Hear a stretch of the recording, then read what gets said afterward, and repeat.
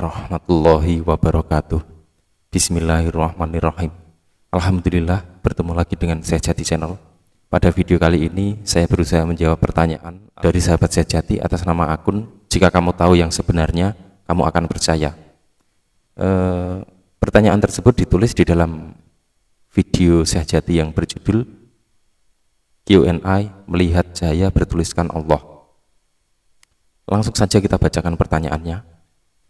Saya bukan muslim, tapi saya pernah bermimpi masuk dalam sebuah rumah yang di dalamnya dari emas dan cahaya biru di dalamnya, dan ada anak kecil yang memberi saya sebuah kitab kecil dari emas bertuliskan bahasa Arab sebesar telapak tangan, dan saya disuruh baca. Saya tidak bisa membaca karena memang saya bukan muslim, dan kitab itu mengeluarkan dua huruf berbentuk angka 9 dan melekat di tangan saya.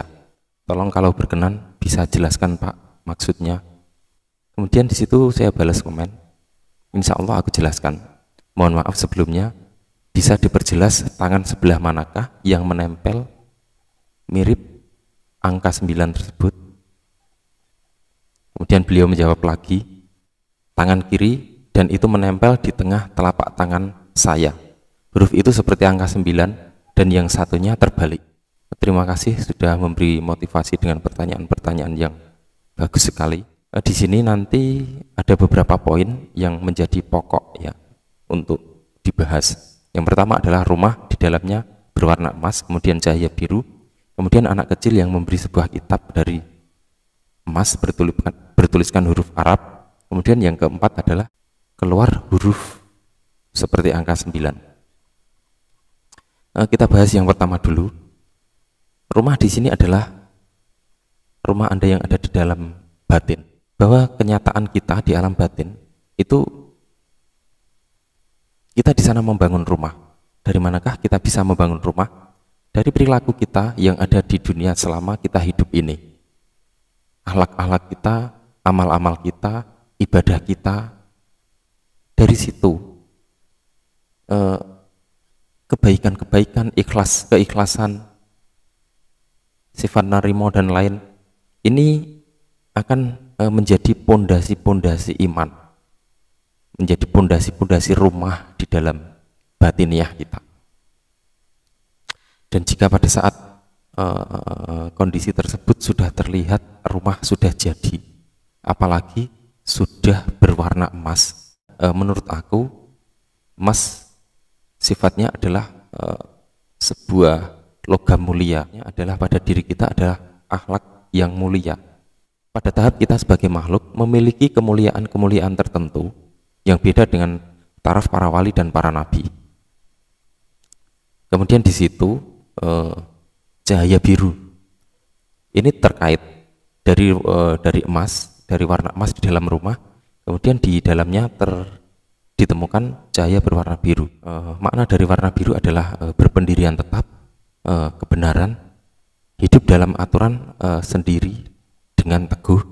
Ini merupakan inti dari sebuah kebendaan makhluk atau sifat, dan sifat tersebut cenderung pada sosial yang tinggi, membaur terhadap sesama dan alam di sekitar kita. Kemudian yang ketiga adalah anak kecil yang memberi sebuah kitab dari emas bertuliskan huruf Arab. Nabi Isa alaihissalam pernah mengatakan kepada anak kecil dan mengambil dan dipondongnya bahwa anak kecil adalah rumah Allah. Artinya di sini menjelaskan seorang anak kecil itu anak yang masih benar-benar suci, masih belum tersentuh dengan sesuatu keinginan yang menyebabkan ketamakan di dunia, menyebabkan ketamakan, menyebabkan keserakahan, menyebabkan kerusakan yang ada di dunia. Anak kecil ibarat adalah seperti sebuah figur dalam diri Anda sendiri yang menerangkan bahwa itu adalah sesuatu yang masih murni. Dan yang terdalam dari sisi batin manusia adalah ruh, kemurnian ruh, kepenuhan ruh atas diri kita. Di Di situ dia memberikan emas, memberikan kitab yang berwarna emas juga. Kitab itu adalah rahasia-rahasia dalam hati Anda sendiri. Kitab itu adalah sebuah buku, karena itu berwarna emas, artinya adalah catatan-catatan kebaikan, catatan-catatan kemuliaan yang ada di dalam diri. Kemudian yang terakhir, ada 2 huruf seperti angka 9 ya. Di dalam huruf hijaiyah, huruf yang menyerupai angka 9 adalah angka 7. Angka 7 ini berada di tangan kiri Anda. Makna dari tangan adalah alat untuk kita berbuat sesuatu. Kalau kaki untuk melangkah. Jadi di sini tangan untuk berbuat sesuatu. Bisa dikatakan perbuatan dari akhlak-akhlak yang mungkin sudah pernah kita laksanakan, pernah kita ikhlaskan, pernah kita jalankan. Kemudian angka 7 tadi berada di angka kiri. Di dalam dunia ini ada 2 arah ya kehidupan, dan itu seperti 2 mata uang yang selalu menempel, yaitu lahir dan batin, gelap dan terang, dan kiri dan kanan. Itu adalah 2 sisi mata uang kehidupan yang tidak bisa pernah dipisahkan.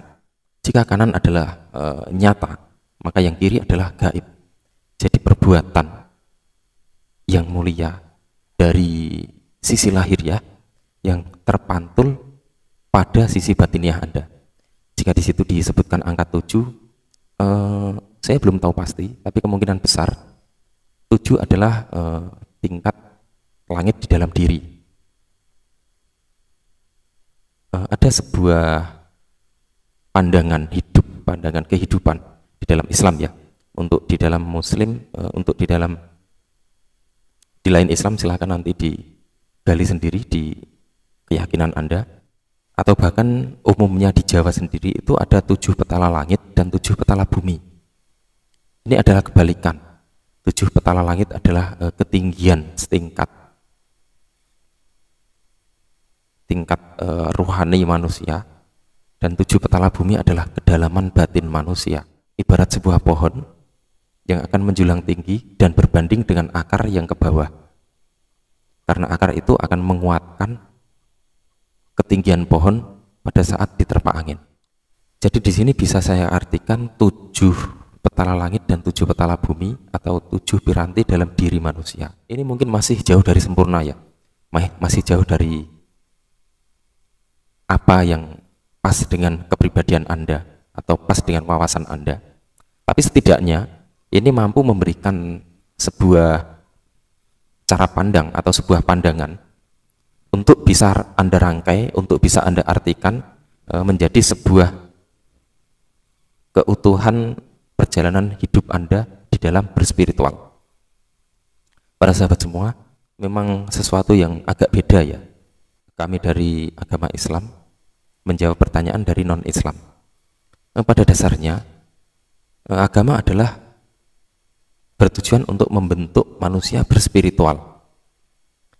Jika spiritual atau sumber spiritual itu adalah sumber mata air terjun lah, seperti air terjun mungkin yang di bawahnya ada danau yang begitu bening,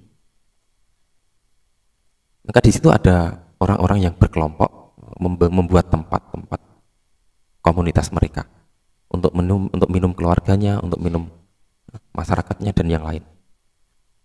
Maka jika kelompok-kelompok itu adalah agama, sumber mata air itu adalah spiritual, sisi batin manusia yang tidak bisa dipisahkan.